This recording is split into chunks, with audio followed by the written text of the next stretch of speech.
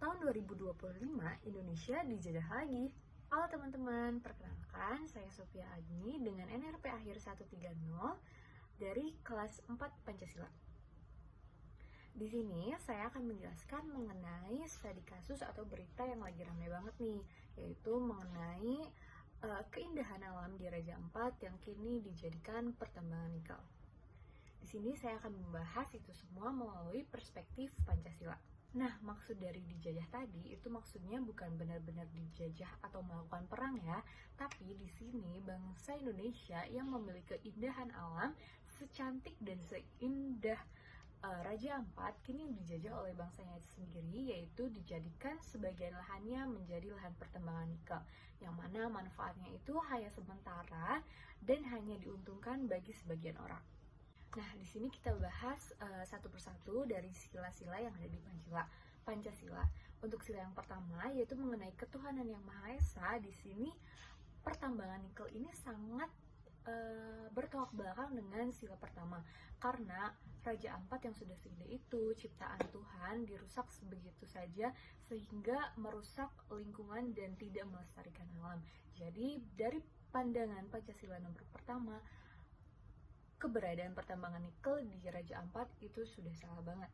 Nah, yang kedua itu berdasarkan sila kedua Pancasila, yaitu kemanusiaan yang adil dan beradab. Adanya pertambangan nikel ini sangat nggak beradab banget untuk sesama manusia, apalagi untuk warga lokal yang ada di Raja Ampat, yang mana mungkin mata pencaharian dari warga lokal itu seperti nelayan pun dari karya wisata yang dijadikan dari Raja Ampat itu mampu merugikan beberapa pihak, apalagi warga lokal. Nah, jadi dari pandangan sila Pancasila kedua, sangat jelas bahwa keberadaan nikel juga sangat salah. Nah, gimana nih kalau dengan Pancasila sila ketiga, 4, dan 5? Kita bahas lagi yuk. Nah, untuk yang ketiga yaitu sila persatuan Indonesia. Dari sila ini, kalau misalkan melihat dari keberadaan pertambangan nikel itu jelas merusak persatuan Indonesia.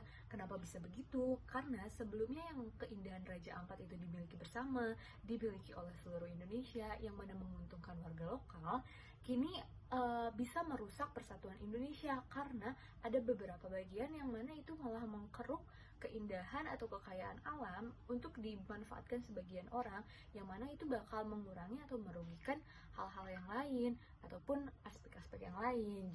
Jadi dari sila ketiga, keberadaan tambang nikel di Raja Ampat ini mampu merusak persatuan yang seharusnya dijunjung sesuai dengan Pancasila. Nah, dari tadi kita ngomongin tentang pertambangan nikel di Raja Ampat. Sebenarnya siapa sih yang mengizinkan pertambangan nikel di Raja Ampat? Ini apakah izin tersebut langsung dikasih secara cuma-cuma atau bagaimana? Nah, keizinan yang belum jelas ini mampu dilihat dari pandangan sila keempat, yaitu kerakyatan yang dipimpin oleh hikmat kebijaksanaan dalam permusyawaratan perwakilan. Nah, bisa dilihat kalau misalkan sekarang protes di mana-mana itu tentu saja izin dari pertambangan di Raja Ampat ini nggak jelas. Apakah pihak dari perusahaan itu meminta aspirasi lokal, meminta pendapat dari warga lokal di sana ataupun dari DPRD di sana? Jadi hal itu mampu merusak atau sangat melenceng dari sila keempat Pancasila. Nah, kita sekarang lanjut ke sila terakhir, yaitu sila kelima, keadilan bagi seluruh rakyat Indonesia. Menurut teman-teman sendiri, apakah dengan adanya pertambangan nikel di Raja Ampat itu adil bagi seluruh rakyat Indonesia?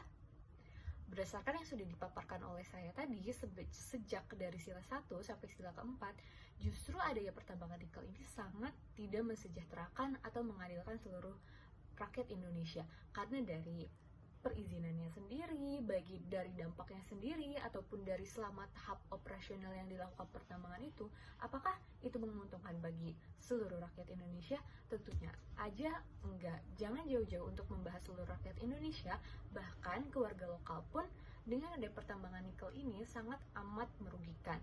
Hal-hal yang diuntungkan dari pertambangan nikel ini hanya sebagian kecil aja, yaitu cuma negara ataupun perusahaan-perusahaan yang sangat apatis dengan pendapat masyarakat, pun sangat oportunis dengan mengeruk-ngeruk terus kekayaan alam yang ada di Indonesia. Nah, segitu aja penjelasan dari saya mengenai pertambangan nikel yang ada di Raja Ampat melalui perspektif Pancasila.